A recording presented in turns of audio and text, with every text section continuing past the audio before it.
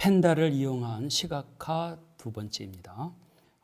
요 내용은 이 펜다와 펜다는 그러면 매플로리브 말고 왜 또 이런 플롯을 제공했느냐 하는 것은 지난 시간에 얘기했지만 가장 많이 쓰는 플롯을 쉽게 하기 위해서 그렇게 한 것들이 아주 기본 답이겠습니다. 이처럼 이렇게 파이썬은 이렇게 여러 개의 라이브러리들이 서로 이렇게 종속성을 맺으면서 같이 움직이는 경우들이 대부분입니다. 여기에 이제 또 자세한 것들은 이렇게 링크를 걸어 놓았습니다. 또 이 파이썬의 장점이자 단점이기도 하는데 어느 한 군데에 가면은 우리가 필요로 하는 파이썬의 모든 게 다 있다 그런 것은 없고 파이썬은 여러 개의 라이브러리들의 연합체이기 때문에 그런 거 하나하나들을 필요할 때마다 찾아가서 그걸 봐야 돼요. 더 어려운 점은 내가 필요한 이게 어디에 있는지를 잘 모를 경우들이 참 많습니다. 그럴 때는 일단은 웬만큼 알고 난 다음에는 뭐 인터넷으로 검색을 하는 방법이 있겠고 그렇습니다. 그래서 우리가 이 시간을 통해서 이런 그 시각화를 하다가 잘 모르겠다 할 때 어떤 곳을 가면 되는지 어떻게 검색을 해야지 내가 원하는 정보를 찾을 수 있는지 그것도 중요한 배움 중에 하나가 될 것 같습니다. 지난번 같이 이렇게 우리가 임포트를 하고요.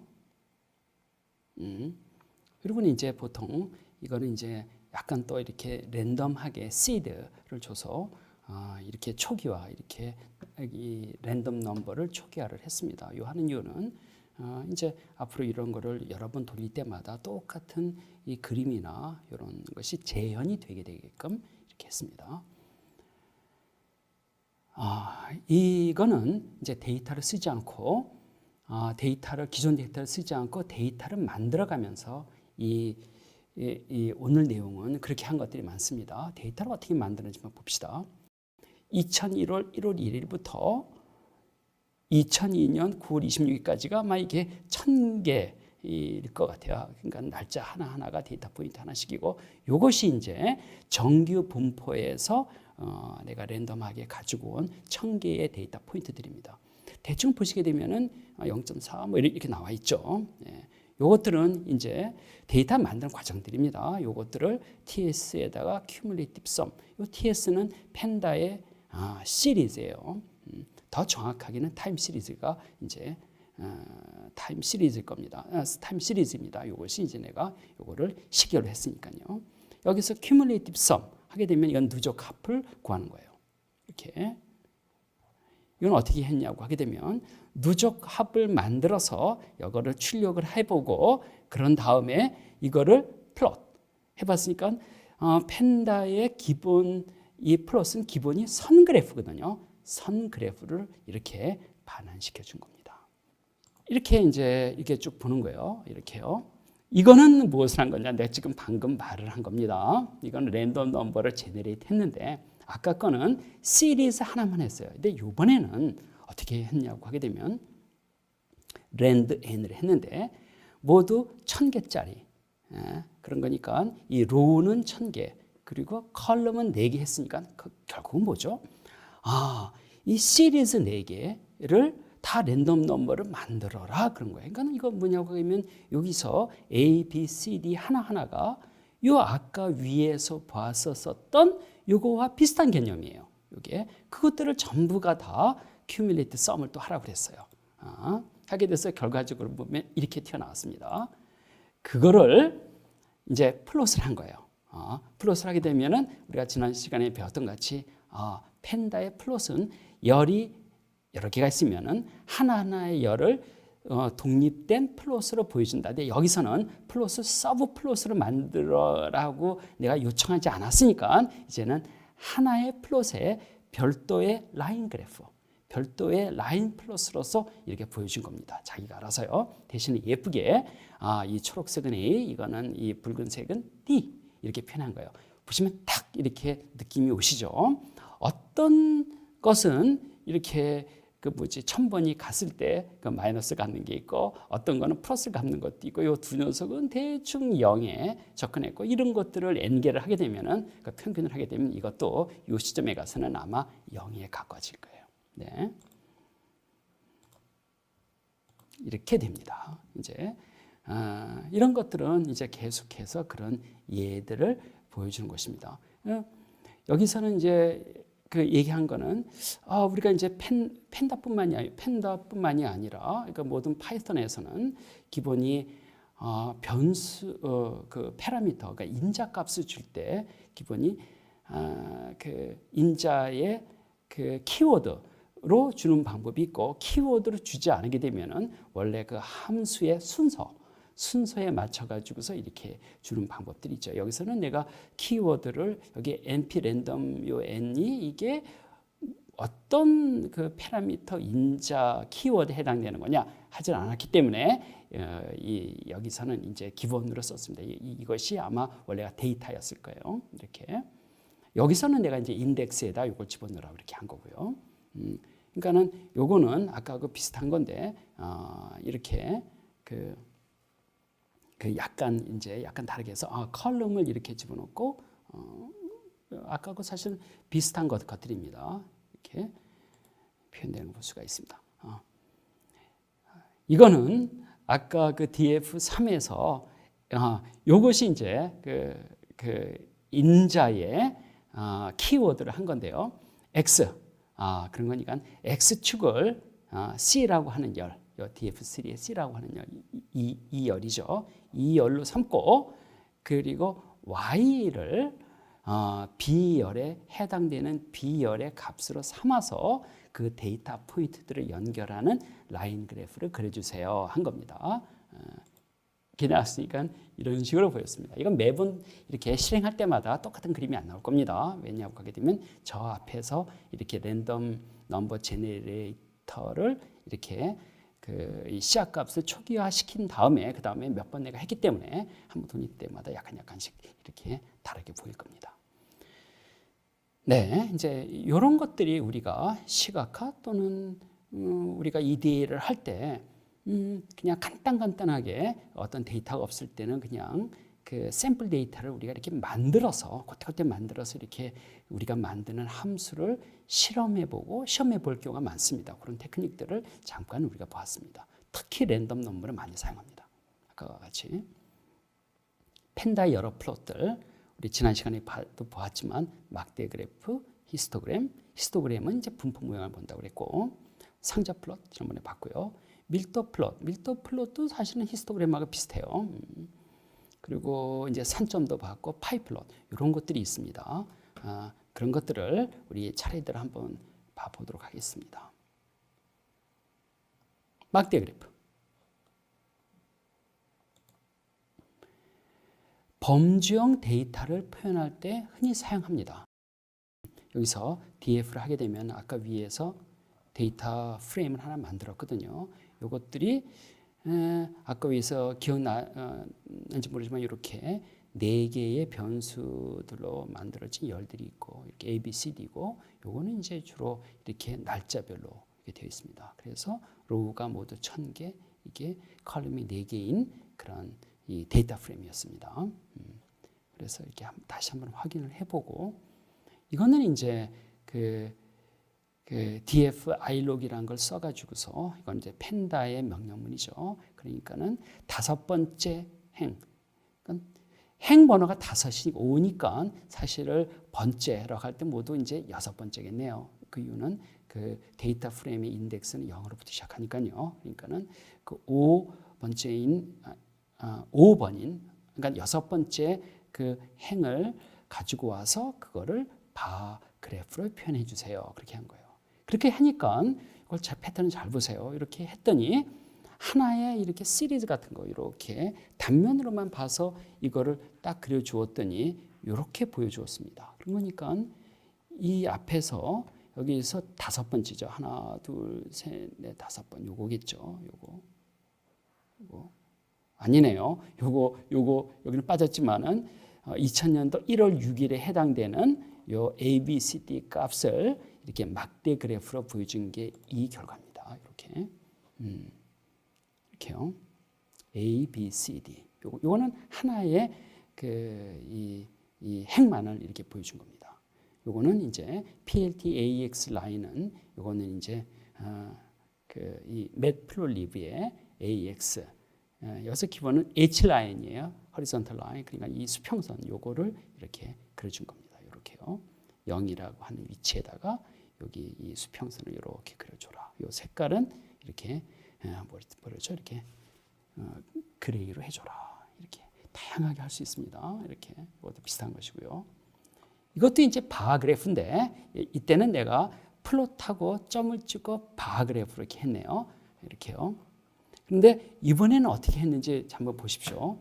DF2가 이 친구입니다. 이 친구요. 여기에는 요거는 이제 이 로우가 모두 10개가 있고 컬럼이 이렇게 4개가 있네요. 요거는 그런 거니까는 데이터가 모두 10개의 데이터 포인트가 있고요. 오케이, 알았습니다. 그런 다음에 요거를 이제 바 그래프로 부른 거예요. 근데 여기서는 DF2 여기에다가 이 전체 데이터 프레임에다가 바 그래프, 막대 그래프를 그려라 그렇게 했어요. 그렇게 했더니 이 결과가 여러분이 딱 보듯이 이렇게 나옵니다.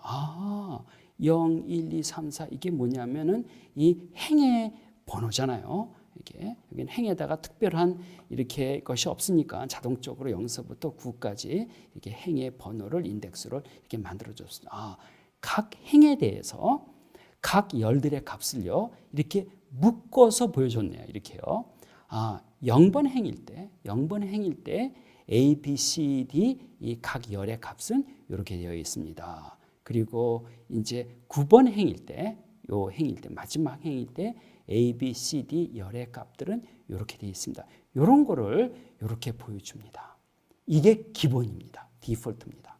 이게 그래서 여러분들이 이제 기억이 될 거는 이 데이터 프레임에다가 바 플롯을 할 경우에 기본 이렇게 해주는구나. 그런데 이거는 이게 말이 되는 이유는 여러분이 이제 보면은 이제 이렇게 느낌이 오시겠지만 여기 행이 얼마가 되지 않아요. 모두 한 10개니까. 그런데 이거를 이런 형태를 아까 저 위에 보았었던 이 DF 이거는 행이 모두 1000개였죠. 1000개를 여기다 그리라고 하게 되면 여기 다다다닥 붙어가지고 이건 말이 안 될 거예요. 우리 한번 해볼까요? 네. 이게 아까는 이게 아까 그것이 DF 그냥 DF였었죠. 이렇게 딜리트하고 어떻게 그려주는지 시간 많이 걸리죠. 일단요.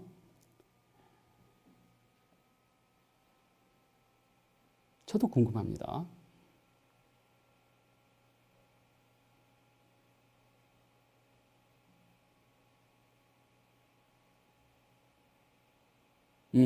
앞으로 이런 거 하면 안 되겠습니다. 시간이 너무 걸리네요. 참고로 이걸 중지하고 싶을 때 여기다 클릭을 한 다음에 여기에서 요거를 하게 되면 interrupt the kernel 요걸 하게 되면은 중지가 됩니다. 그리고 이거는 뭘 하는 건지 알 수가 없죠. 네. 그러니까 보시다시피 이렇게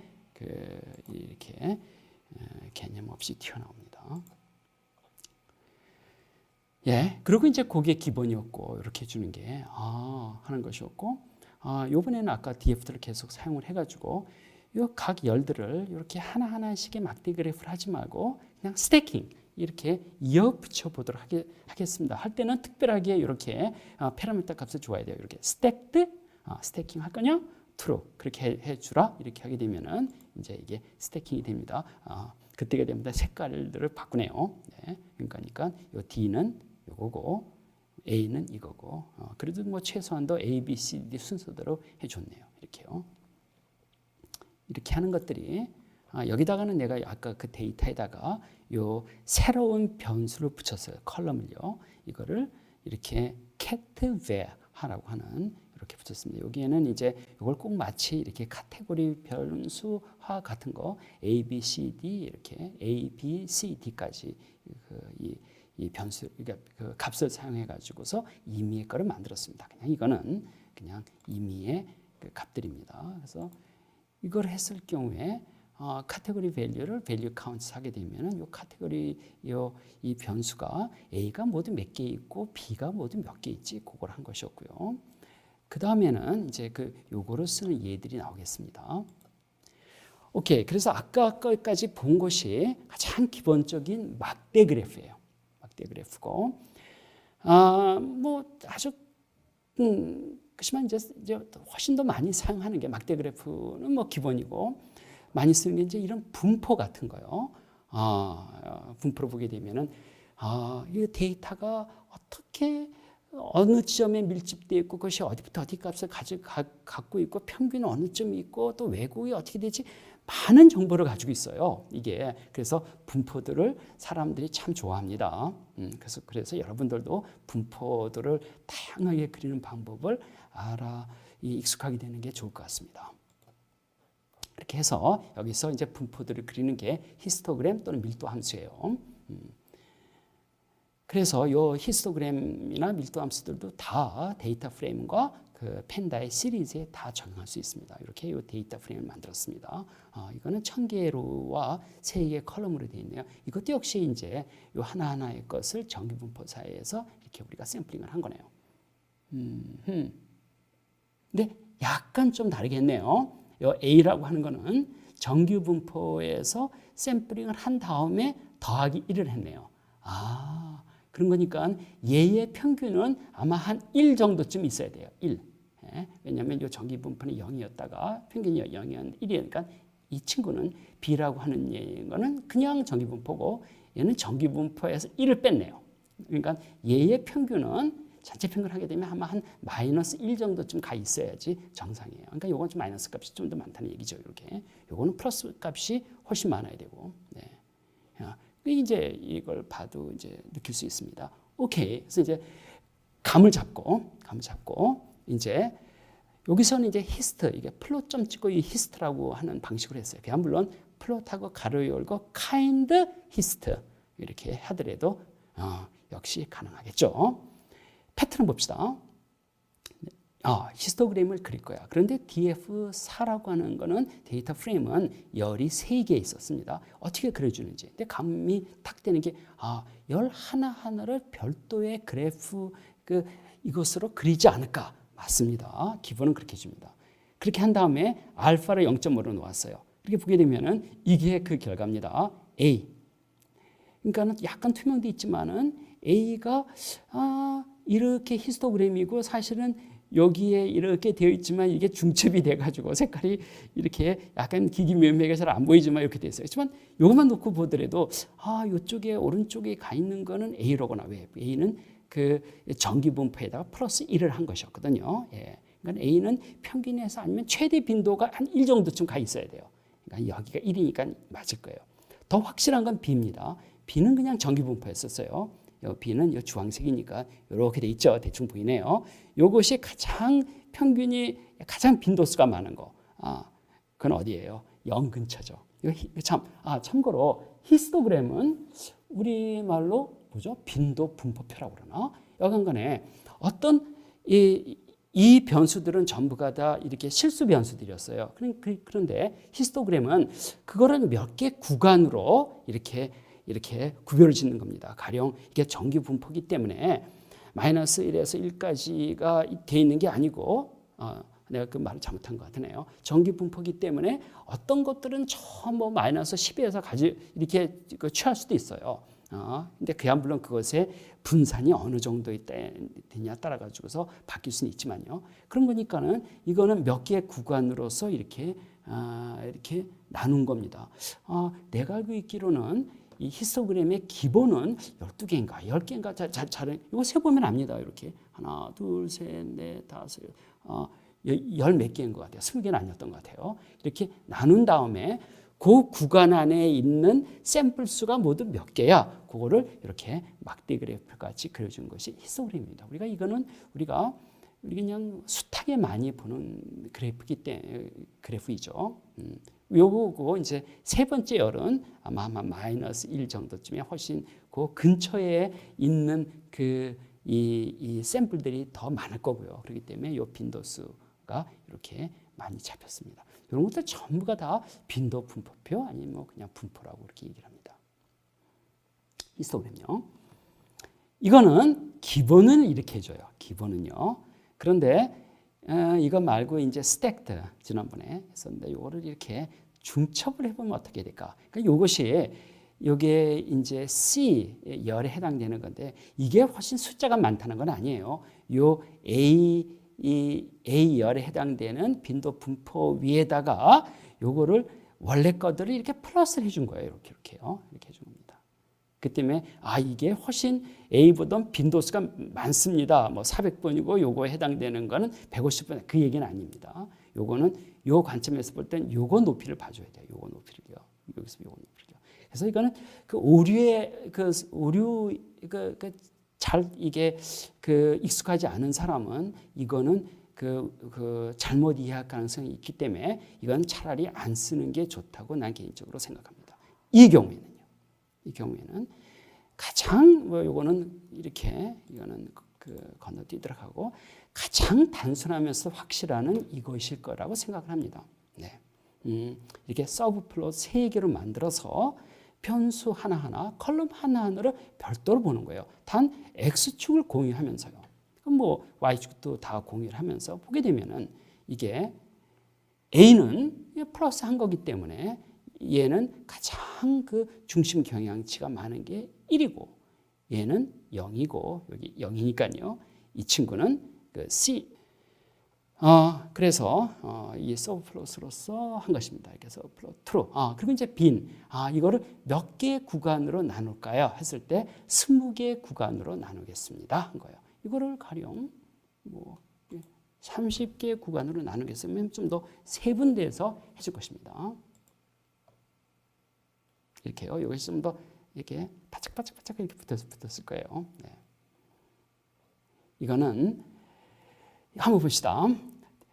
히스트는 기본적으로 각 열의 히스토그램을 겹쳐 히스토그램을 표현하는데 데이터 프레임 히스트, 그러니까 플롯 히스트가 아니라 이거 사람들이 많이 이렇게 혼동하는 경우인데 우리가 플로트 하고 나서 히스트 하는 거 이런 거는 아까 같이 우리가 본 것 같이 해주는데 데이터 프레임 객체에다가 막바로 히스트라고 하는 이거 적용할 수가 있어요. 이게요. 데이터 프레임 히스트 이거와 같이요. DF 히스트 하는 것이 했을 때는 기본적으로 이렇게 하나하나의 열을 꼭 마치 서브 플롯 한 것 같이 이렇게 보여줍니다. 이렇게. 그래서 이게 뭐였지? 그렇게 될 경우가 있습니다. 그래서 이거는 그냥 이것으로서 설명을 하면서 넘어가도록 합시다. 상자 플롯. 굉장히 다양하게 쓸 수 있다고 그렇게 말씀드렸죠. 데이터의 중심성 경향 기본은 중앙값이죠. 그리고 분포 또 왜곡 또 이런 걸 볼 수 있어서 매우 유용한 시각입니다. 이것도 우리 지난 시간에 봤었지만 어떤 범주형 변수를 기반으로 해서 이렇게 그룹핑을 해서 볼 수가 있기 때문에 이렇게 이 다변수 이 분석할 때 범주형 변수와 그 해당되는 수치형 변수들이 막 있을 때 사용하기가 굉장히 아주 좋은 그런 시각화 도구입니다. 한번 볼까요?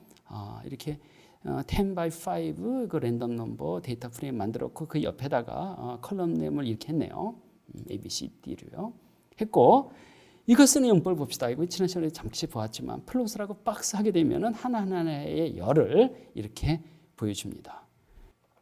그리고 요거는 이제 이 박스 플롯을 이렇게 만들 때 이 매플로리브와 그리고 이 시각화를 해가지고 튜닝하는 것들을 보여주는 겁니다. 그러니까 여러분들 이 박스에 요 중앙값에 요거를 색깔을 이렇게 뭐 달리할 수도 있고 박스를 만드는 이 컨투어 요것도 색깔도 이렇게 할 수 있고 그런가 하면 이 아웃라이어 색깔도 여러분이 조정할 수 있고 그리고 그리드 그래서 온갖 것을 할 수 있습니다. 그래서 이거는 그냥 그렇게 할 수 있음을 보여준 겁니다. 일반적으로 이렇게 박스들의 색깔을 어떻게 구별해 줄 때는 이렇게 이 박스의 박스의 틀 색깔은 바이올렛 그런 거니까 보죠. 이렇게 보라색. 그리고 위스커, 이 수염 색깔은 다크 오렌지, 오렌지 색깔. 그리고 미디어는 요거 중앙값은 블루. 이렇게 하는 것들을 이렇게 이 펜다의 딕셔너리 사전 형태로 줘야 돼요. 그렇기 때문에 미리 이렇게 딕셔너리 만들고 이 컬러를 여기다 컬러로 집어넣어 가지고 이 컬러 키워드에다가 주는 형식으로 이렇게 취하는 경우들이 이런 형태가 많습니다. 그리드 하라고 했고, 그리고 이제 심은 이거는 뭐였냐고 하게 되면 아웃라이어.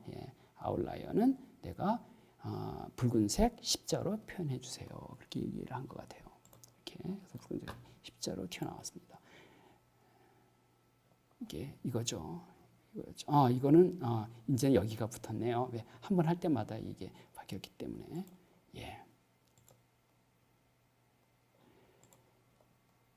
이렇게 이제 이것들이 이제 그리드 선 같은 거를 이렇게 뭐 수평선만 하는 것들이고, 이것들은 전부가 다 아주 세세한 그런 테크닉들입니다.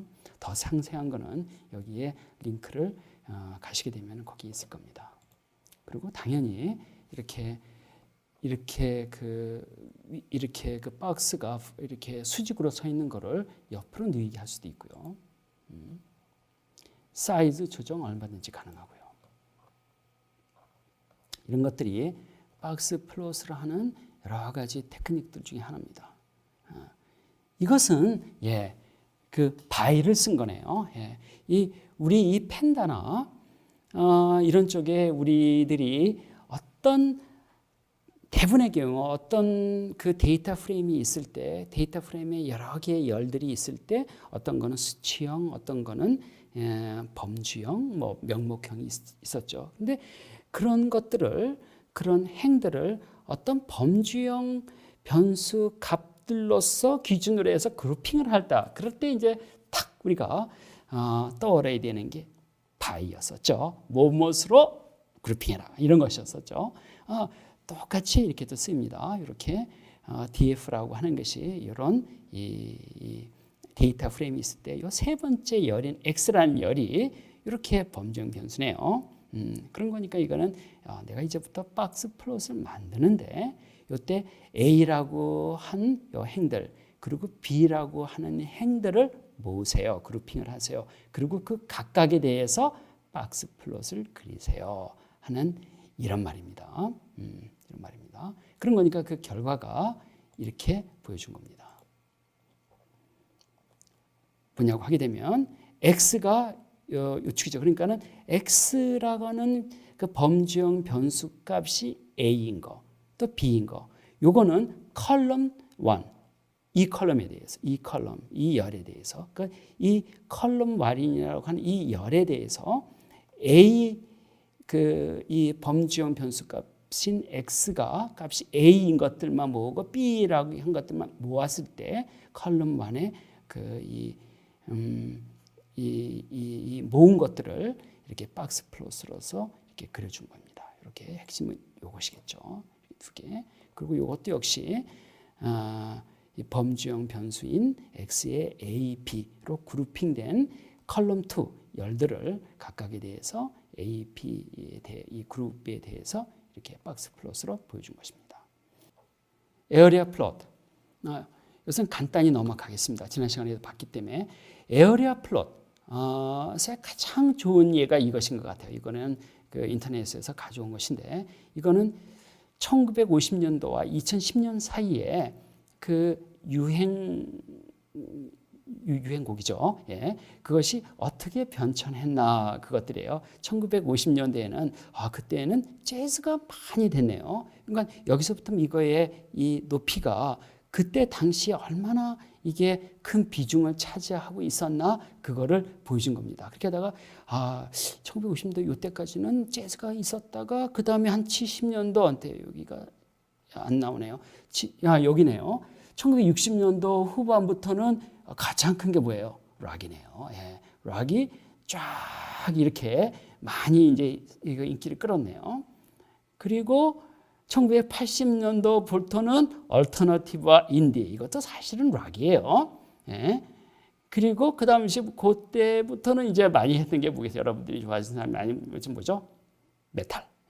메탈도 사실 락이에요. 그러니까 다 같이 묶어야 되는데 왜 그런지 모르겠네요. 하여간 이쪽이 하고 있고, 근데 사실은 힙합이 있었네요. 힙합이 이제 많이 이제부터 이제 올라오기 시작했네요. 그리고 이제 이런 것들이 딱 눈으로 이게 다 보게 되면, 야, 언제 뭐가 유행했고, 그 다음에 이제 시간의 흐름에 따라서 이게 비중이 줄어들었네. 이것이 에어리어 플랫을 잘 사용한 이유입니다. 산점도 우리가 많이 봤으니까 이렇게 넘어가고, 이것은 또 뭐 스캐터 플롯에서 하는 여러 가지 테크닉이 있는데, 그건 한 가지, 요거는 본 적이 없으니까 좀 그 말씀을 드리도록 하겠습니다. 이 여러 인자들이 있어요.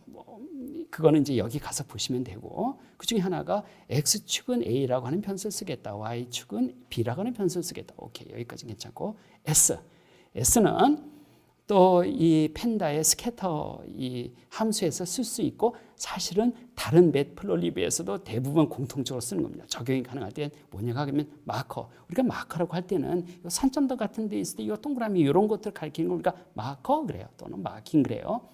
마커의 사이즈를 C라고 하는 변수로서 삼아서 하겠다. 근데 C라고 하는 아마 변수값들이 아마 작은 값일 거예요. 그러니까는 그걸 다 일률적으로 200을 곱한 수로 해가지고 하겠다. 하게 되니까 결론은 뭐예요?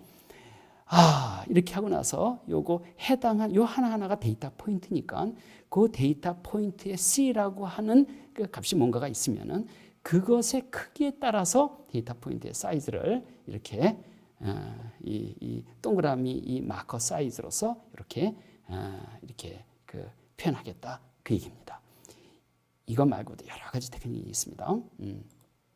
이건 헥사고널 빔 플랫, 지난번에도 간단히 얘기한 것 같은데요. 여기 가게 되면 자세히 있고, 이거는 이제 우리가 막 이렇게 스캐터 플롯 같은 것을 했을 때 겹치게 되면 뭐가 뭔지 잘 모르거든요. 그럴 때 투명도를 조정하는 방법이 있고, 그리고 이 헥사고널 빔 플롯을 또 사용하는 경우들이 있습니다. 이것들은 이제 아까 어떤 걸 했었을 때 그게 뭐 대충 보더라도 이쪽에 밀도가 많이 모여 있네. 하지만 이거를 조금 더 이렇게 보기 좋게 하려면은 이 헥사고널 플롯을 하게 되면 이게 조금 더 밀도가 요 0을 금방으로 밀도가 많이 모여 있는 것도 이렇게 좀 짙게 표현이 하죠. 이것들은 꼭 마치 여러 개의 점들이 되풀이해서 찍혀서 이렇게 보였다 생각하더라도 큰 우려는 없을 것 같아요. 이렇게 쓰는 것들입니다. 파이플롯은 참 조심해서 써야 된다고 나는 개인적으로 생각을 합니다. 그래서 파이플롯은 이것저것에 쓸 수 있지만 기본적으로는 어떤 변수 값들의 양의 절대적인 양이 아니라 그런 그 변수 값의 양의 상대적인 크기를 비교할 때 쓰게 돼요. 그런데 사람은 이 파이플롯에 비슷한 크기가 있으면요, 어떻게 더 큰 거지? 사실 잘 구별이 안 돼요. 그것보다 더 좋은 건 차라리 그냥 막대 그래프로 확실하게 보여주는 게 나는 개인적으로 많은 경우에 더 좋다고 생각을 합니다. 그래서 파이플롯은 조심해서 써라. 네. 그래서 여기 보고 많은 경우 다른 플롯, 막대 그래프가 파이플롯 대신 사용할 수 있습니다. 그리고 파이플롯을 할 때는 좀 조심해서 쓰고 확실하게 여기다가 이렇게 범례를 가르쳐줘라. 이렇게 했습니다. 이렇게 해서 이제 파이플롯 여기에서는 이제 요 양들을 이렇게 보여준 거죠. 그리고 요거는 이제 밑에 들어가 있으니까 약간 좀 엑스플로드 튀어나오게 한 거고요. 그래서 파이플롯에 다양한 그 예들이 있는데 이렇게 보도록 합시다. 그래서 파이플롯을 여기서 예를 보시고 나의 충고는 너무 그렇게 좋아할 이유는 없다고 생각하는 게 내 개인적인 생각입니다. 오늘은 이렇게 해서 펜다가 제공하는 플롯들을 쭉 훑어보았습니다. 아울러 또 펜다의 플로팅 모듈이 제공하는 일부 예를 보았고, 그 모듈들에는 조금 더 이렇게요 어렵다고 그럴까 복잡한 플로팅을 하는 것들도 있습니다. 그리고 여기에 이제 그 링크들이 많이 포함되어 있기 때문에 이제 다양하게 튜닝을 하고 세세하게 할 때는 그런 링크들을 가셔서 이제 이렇게 실험을 하시면 되겠습니다. 수고하셨습니다.